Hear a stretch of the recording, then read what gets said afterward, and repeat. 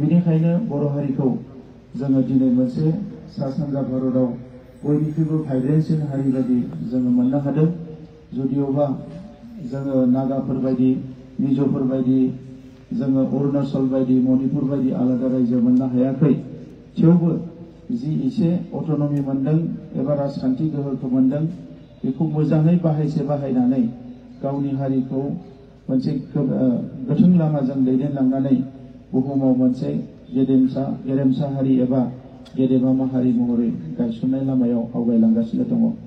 दिनै बे सानाव आङो जोहोलाव सोमला बसुमतारीनि जि थैनांनाय थासारि, बियो बर' हारियाव दा फैथों होननानै बे गोलाव सम दुलाराय बर' फरायसा आफादा जि मोनसे थांखि लानानै हाबाफारिखौ मावबोदोंमोन, बियो दिनै जाफुंसार जाबाय। आरो फैबाय थानाय समाव जोंनि फैबाय थानाय जेनेरेशना, जोंनि फैबाय थानाय जि जोंनि जोलैफोर जागोन, बिसोरो बे मोनसे जोबोद गेबें आरो गोथों लामाजों दावगालांगोन होननानै मिजिंथिदों।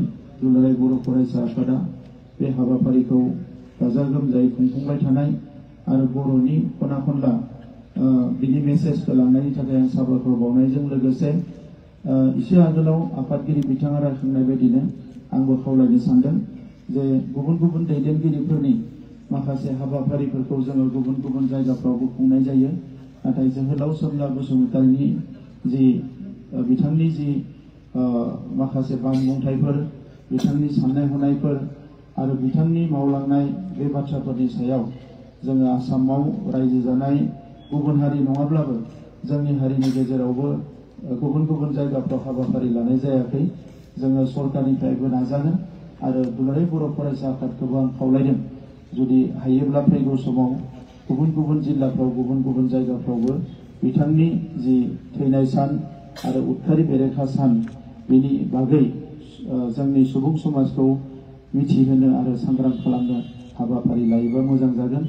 आङो मैयासो जोंनि दुलाराय बर' फरायसा आफादनि गाहाय नेहाथारि बिथांजों सावरायदों। नैबे पार्कखौ डेभेलप खालामनो थाखाय जोंहा मोनसे गोजौथिंजाय हाई भल्टेजनि इलेक्ट्रिक तार दङ, बे मोनसे जेंना जानानै दङ। थेवबो बेवहाय 50 लाख मोनसे प्रप'जेल सोलिगासिनो दङ आरो आं दिनै बेवहाय फोसावनो सानदों जे बे 50 लाखजों जिहेतु बे खामानिया जोबजोबनाय नङा।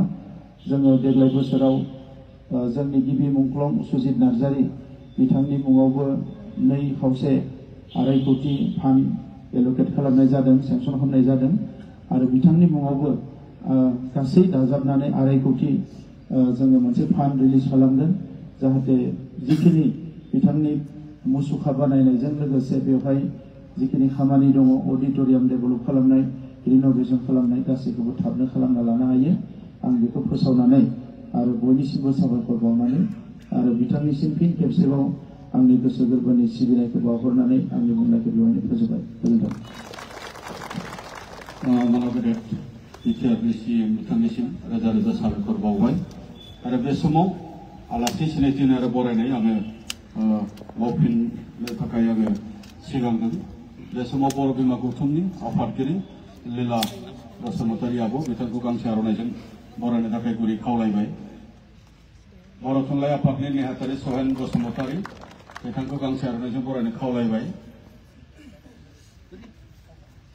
अल बड' प्राइमारि टिचार्स एस'सिएशननि जेनेरेल सेक्रेटारि तानेश्वर ब्रह्म दैमारि गांसे आर'नाइजों बरायनो खावलायबाय। प्रिन्सिपाल काउन्सिल गाहाय नेहाथारि डक्टर रनेन्द्र मुसाहारि गांसे आर'नाइजों बरायनो खावलायबाय।